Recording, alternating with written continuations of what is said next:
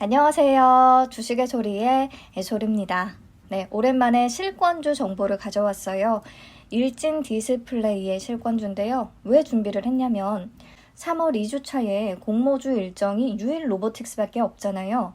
유일 로보틱스는 물량이 적은 데다가 수요 예측 결과가 좋아서 경쟁률이 높을 건 불보듯 뻔한데 한국투자증권의 등급이 낮은 청약자라면 실익이 매우 낮을 수밖에 없는 상황인 거죠. 그래서 혹시나 같은 일정으로 청약이 진행되는 일진 디스플레이 실권주가 그 대안이 돼줄 수 있을까 싶어서 고민을 해봤거든요. 여러분들도 같이 고민해보시고 최종적으로 결정을 하시면 될 것 같아요.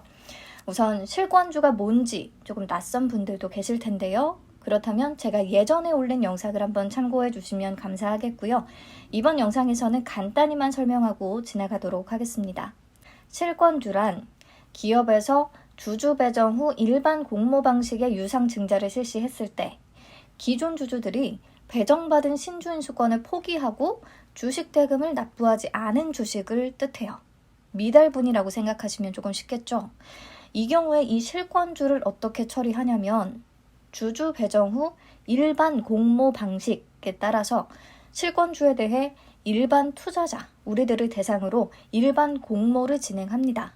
그래서 우리가 공모주를 청약하듯이 이 실권주에 대해 청약에 참여할 수 있게 되는 거예요. 주주가 아니었음에도 해당 주식을 시장에서 거래되는 가격 대비 할인된 금액에 살 수 있는 기회가 부여되는 거죠. 그러니까 실권주 청약에 참여하는 주된 이유는 이렇게 할인된 가격에 해당 주식을 배정받은 뒤 신주 상장일에 바로 매도를 해서 단기 수익을 내기 위함이다 라고 할 수 있겠습니다. 물론 해당 기업의 전망을 아주 좋게 봐서 장기로 들고 갈 수도 있는 거고요.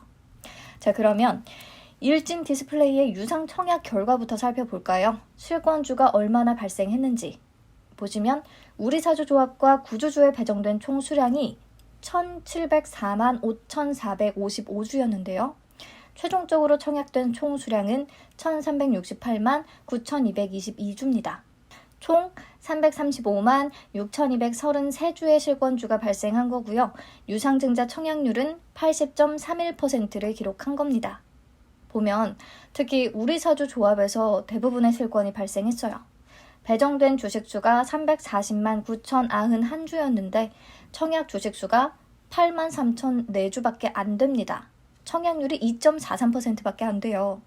직원들의 참여도가 이렇게 매우 낮았다는 건 좋게 볼 수는 없겠네요. 자, 그래서 이 실권주 335만 6233주에 대해 일반 공모가 진행이 되는 거고요. 확정 공모가는 1275원 되겠습니다. 자, 일반 공모주의 경우 기관 투자자와 개인 투자자에게 배정되는 물량 자체가 다르고 경쟁률도 따로 계산이 되지만요. 실권주는 구분짓지 않습니다. 개인 투자자와 기관 투자자 모두에게 배정된 수량이 318만 8421주, 총 수량의 95% 되겠고요. 한꺼번에 같이 청약을 받고 경쟁도 같이 하게 되는 겁니다. 청약은 7일부터 8일까지, 환불은 11일에, 상장은 23일로 예정이 되어 있습니다. 그리고 균등 배정 없어요. 리츠처럼 100% 비례 배정만으로 진행이 된다는 거 꼭 체크하시고요. 이번에 청약은 미래에셋 증권에서 단독으로 진행됩니다. 청약 한도는 우대 등급 따로 적용 없이 모두 335만 6233주, 총 일반 공모 주식수만큼이 청약 가능하고요. 청약 증거금률이 100%예요. 이건 스펙하고 동일하죠? 이것도 꼭 체크하시고요. 다행히 실권주의 경우에 온라인 청약 수수료가 없습니다. 예, 청약 단위도 첨부했으니까 참고해서 봐주시고요. 그럼 지금부터 일진 디스플레이 실권주 청약해볼만 할 것인가 같이 한번 살펴볼까요? 우선 현재 주가는 1,800원이에요. 공모가 1,275원 대비해서 41.48% 높은 수준입니다. 괴리율이 꽤 큰 게 매력이기는 하죠. 만약 상장일까지 이 가격이 유지된다고 하면 주당 525원의 꽤 높은 차익을 기대할 수 있으니까요. 하지만 문제는 주가가 계속해서 하락 추세를 보이고 있다는 거. 그렇기 때문에 청약 후 남은 시간 동안에 주가가 계속 더 빠질 수도 있다는 거. 이게 실권주 투자를 할 때 가장 큰 위험 요소가 되는데 그럼 일진 디스플레이가 이런 추세를 보이고 있는 이유는 무엇인지 앞으로 좀 기대해 볼 만한 요소는 없을지 체크를 해봅시다. 일진 디스플레이 사업은 크게 두 가지 영역으로 나눌 수가 있습니다. 사파이어 사업과 터치 사업 부분. 사파이어는 LED 기판의 재료로 사용되는 사파이어 웨이퍼를 제조하는 부문이고요. 터치 사업부는 스마트폰과 태블릿 PC용 터치 스크린 패널을 제조하는 분야입니다. 근데 보시면 터치 사업부의 매출 비중이 거의 90%에 달하고 있거든요. 그래서 회사가 주력하는 분야는 터치 스크린 패널이다 라고 보시면 되겠습니다. 자, 그런데 실적을 보면요. 2019년부터 갑자기 급격히 주저앉아서 3개년 내내 적자를 기록하고 있는 것을 알 수 있어요. 아무래도 이게 주가 하향 추세의 가장 주된 이유가 되겠죠. 터치 사업부의 주요 매출처가 삼성전자였거든요. 근데 삼성전자의 스마트폰 터치 센서 탑재 방식이 바뀌면서 19년부터 이 최대 매출처이자 주력 제품의 매출처를 잃게 된 거예요. 너무 최악의 상황이죠. 게다가 LED 쪽도 업황이 계속 부진한 와중에 중국의 주요 메이저 업체들이 싼 가격을 들이밀기 시작하니까 가격 경쟁력에서 살아남기가 너무 어려웠고요.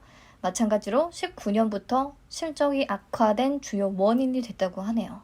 안타깝죠. 이렇게 적자는 계속되고 있고 기술 개발한다고 차입금은 더 끌어다 쓰고 결국에 재무 안정성 지표들도 좋지가 않습니다. 3분기 기준의 지표들을 보시면 유동 비율은 34.92%로 낮고 부채 비율은 309%로 높고요. 차입금 의존도도 점점 높아지고 있는 추세죠. 그러다 보니까 회사는 유상증자와 전환사채를 통해서 계속 자금을 막 수혈하고 있는 상황이에요. 작년 2월에도 246억 원 규모의 유상증자가 한 차례 진행이 됐고요. 그 뒤에 단기 차입금 100억 원을 더 끌어다 썼고요. 그리고 그 뒤에 200억 원 규모의 전환사채도 발행했어요. 근데 올해 3월 지금 217억 원 규모의 유상증자를 또 실시하게 된 겁니다. 회사의 상황이 좋지 않다는 게 여실히 드러나고 있어서 그냥 시장에서 정말 좀 장기로 보고 투자하기에는 매우 불안정한 종목이라고 생각합니다. 그럼 앞으로는 조금 상황이 나아질 수 있을 것인가 이게 중요한데요.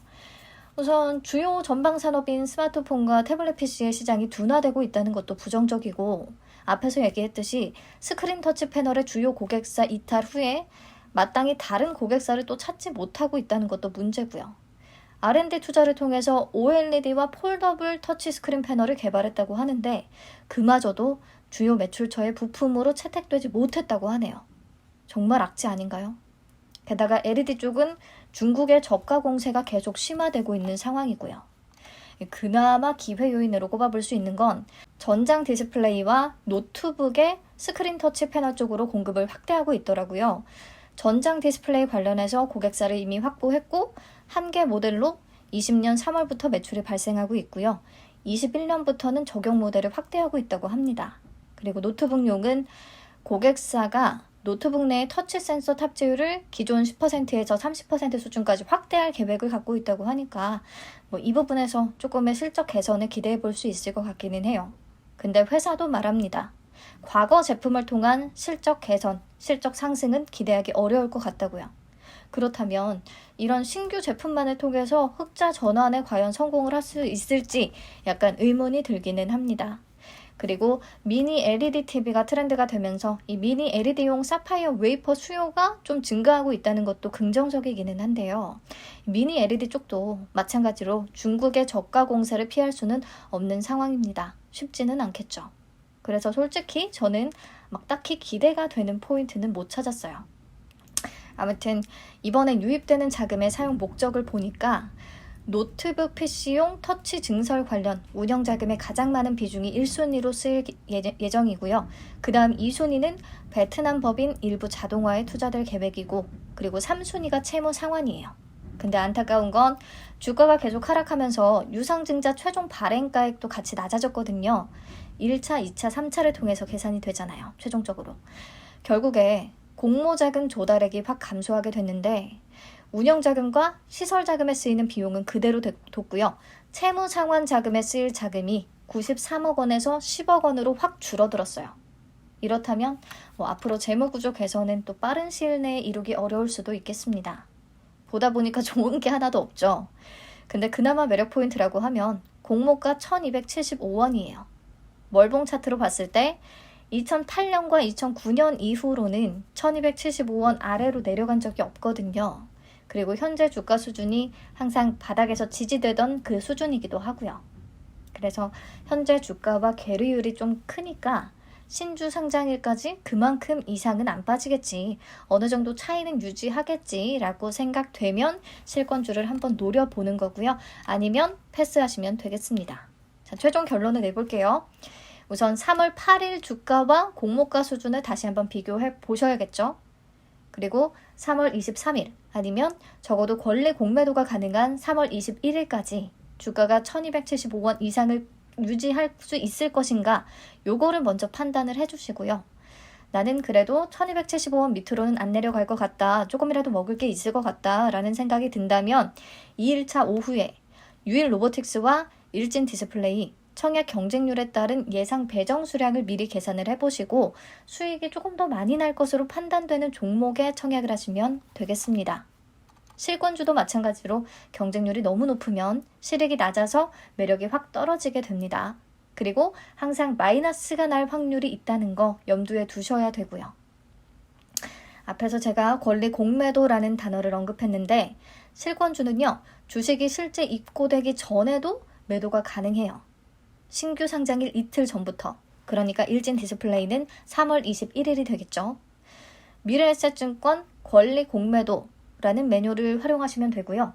이때부터 매도 주문이 가능하기는 한데 아무래도 이날부터 팔려고 하는 매도세가 확실히 좀 생기다 보니까 주가가 보통 하락세를 보이더라고요. 그 부분은 감안을 또 하셔야겠습니다. 신주 상장일에도 마찬가지고요. 자, 마지막으로 일반 종목과의 차이점, 일반 공모주와의 차이점 다시 한번 상기시키고 마무리하도록 하겠습니다.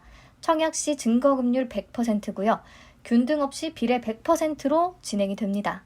증권사별로 경쟁률이 따로 계산되지 않고 통합 경쟁률이 적용되는데 이번에는 미래에셋 단독이니까 이 부분은 신경 쓰지 않아도 되겠습니다. 모든 실권주가 두산중공업처럼 큰 수익을 주는 건 아닙니다. 두중은 원전 이슈와 채권단 졸업이 아주 나이스 타이밍에 겹치면서 쭉쭉 상승세를 보였는데요. 일진 디스플레이도 의외로 어떤 호재가 갑자기 뜰 수도 있겠지만 기대치는 아무래도 낮추고 접근을 하시는 게 좋을 것 같아요. 장기 투자할 종목은 아닌 것 같고요. 그나마 공모가와 현 주가와의 괴리율을 생각해서 좀 고민해보고 판단하시면 될 것 같네요. 영상 마치도록 하겠습니다. 시청해주셔서 감사합니다.